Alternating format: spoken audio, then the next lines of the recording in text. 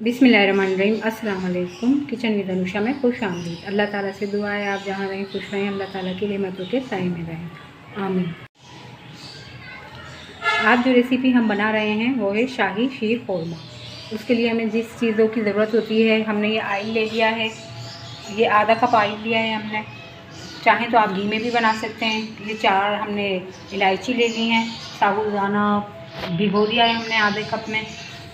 दूध होगा, ओल्ड पर का हमने दूध लेना है, और ये सवैयाँ हैं, बारीक वाली सवैयाँ, और हस्बे ज़ायक़ा चीनी।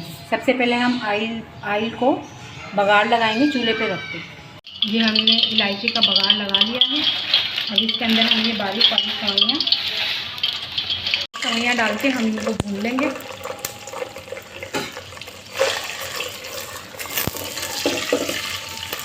स्लो आंच से हम इनको 2 से 3 मिनट तक फ्राई कर लेंगे।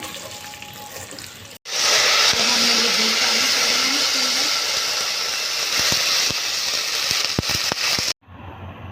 अब हम ये साबुदाना जो था हमारा, ये शामिल कर देंगे इसके अंदर।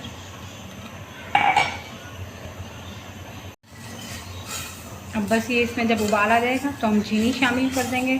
झटपट हमारा शाही शीर ख़ोरमा तैयार है। देखिए हमारा ये मज़ेदार सा झटपट शीर ख़ोरमा तैयार है। ये फ्रिज में रख दिया था मैंने, ये ठंडा हो गया है।